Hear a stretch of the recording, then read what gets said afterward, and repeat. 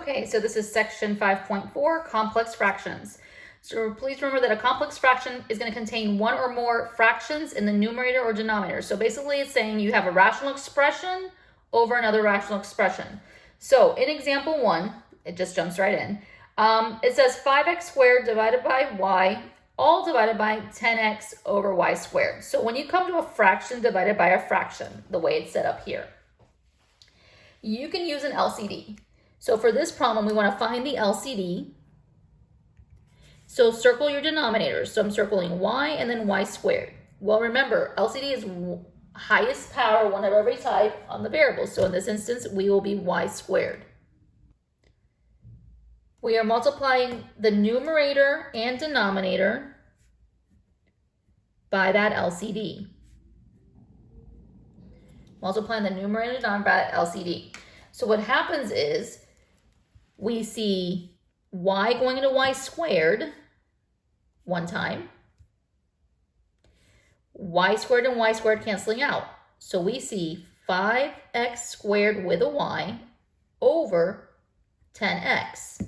So first thing I did is I just multiplied the numerator and denominator by y squared. The y is reduced in the numerator line by 1, and the y squared is disappeared in the denominator. Now let's look at our values that's left over. We have 5 and 10. Well, 5 goes into 10 twice in itself once.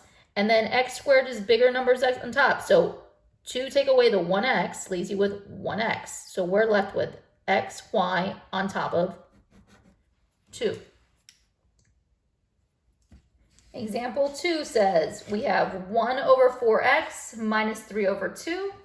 All divided by 3 minus 1 over 2x. First thing I notice, fraction minus a fraction divided by a whole number minus a fraction. So first thing, make this whole number an improper fraction by making it 3 over 1. We are going to circle our denominators, which is 4x, a 2, a 1, and a 2x to come up with our LCD.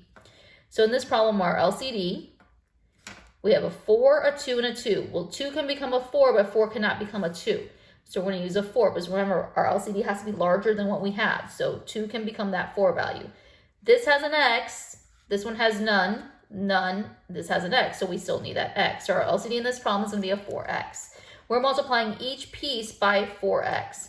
So I'm going to write 4x bracket 1 over 4x, close it, minus 4x bracket 3 over 2, close, divided by 4x bracket 3 over 1, closed, minus 4x bracket 1 over 2x, close it.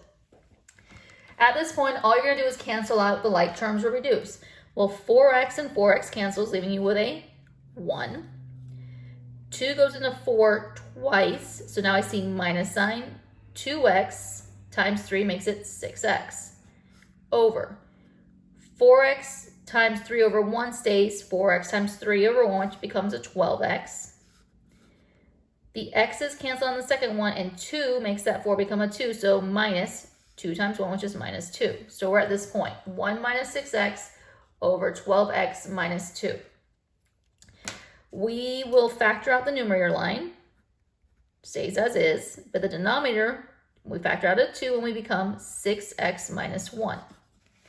So earlier there was a rule talking about if you see a minus b over b minus a, that's equivalent of negative 1. Well, 1 minus 6x, 6x minus 1, they are the same, only a and b have been switched. These cancel out, becoming a negative 1. So your answer is going to be negative 1 over 2. When we go to example 3, it says whole number 4 minus 6 over x divided by 2 minus 3 over x. Again, whole number minus a fraction divided by a whole number minus a fraction. Make your whole numbers impropers. So you can circle your denominators. When we notice it, 1x, 1x, our LCD is just going to be plain x. So we're going to multiply x bracket 4 over 1 minus x bracket 6 over x over x bracket 2 over 1 minus x bracket 3 over x. So x times 4 over 1 stays 4x. X is canceled, so you get minus 6. X times 2 over 1 is 2x. X is canceled, you get minus 3. At this point, we know that 4x minus 6, you can factor out to become 2 times 2x minus 3. And we also have 2x minus 3 in the denominator, which, because the denominator and numerator are the same, leaves you with the value of 2. Okay, when we come to example 4, it says x to the negative 1 minus x to the negative 2, all divided by 1 plus 2x to the negative 1 minus 3x to the negative 2. So the first thing that stands out is that we have negative exponents. And rule of thumb is we're not allowed to have negative exponents. So we're going to apply the rules from 4.1 notes where negatives are not allowed. I'm going to rewrite this by putting it under 1.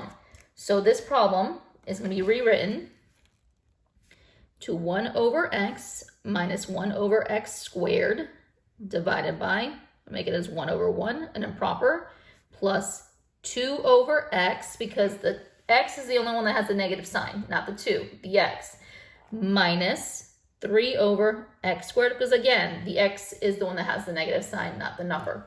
So here's our values, and we're going to circle our denominator so we can figure out what our LCD is. X squared, 1, x squared. So for this problem, our LCD is going to be x squared because x squared is the highest exponent power. X squared is when we're going to multiply each of our numbers by. So x squared bracket 1 over x minus x squared bracket 1 over x squared. All divided by x squared times 1 over 1 plus x squared times 2 over x minus x squared times 3 over x squared.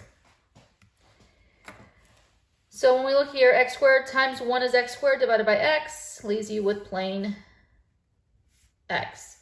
Minus sign, x squared and x squared cancels out, leaving you with a minus 1. Over, x squared times 1 is still x squared.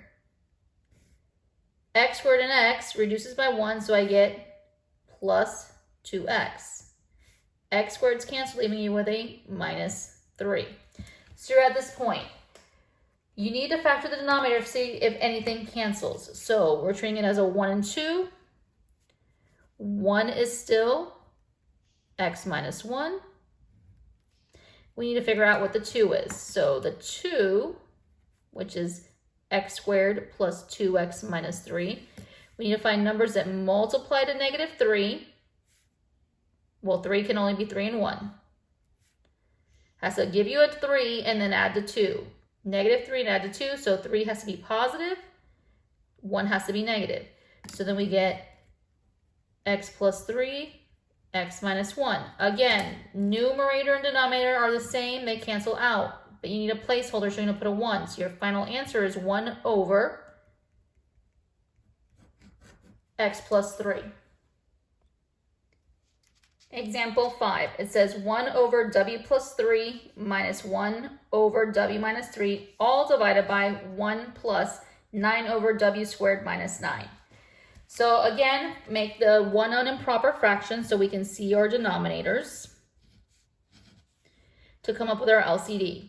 So I see a w plus 3, we have another w minus 3, and then they gave you w squared minus 9. Well, w squared minus 9, remember, this is difference of squares.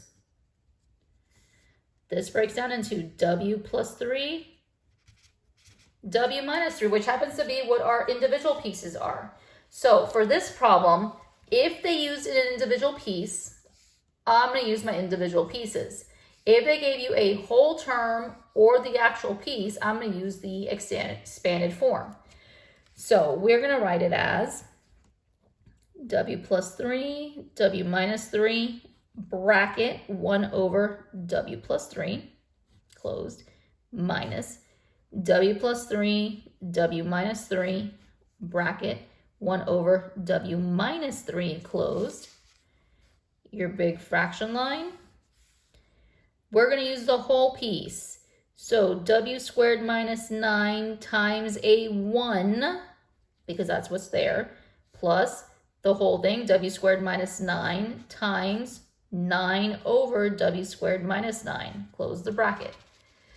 There's a reason I did this. So we notice because we use the parts, w plus 3 and w plus 3 cancels out. W minus 3 times 1 is still w minus 3. There's a minus sign. W minus 3 and w minus 3 cancels out. So we have w plus 3 left over times 1 is w plus 3. Your fraction line. W squared minus 9 times 1 is still w squared minus 9 plus w squared minus 9 and w squared minus 9 cancels out, but we still have that 9 part. We need to distribute.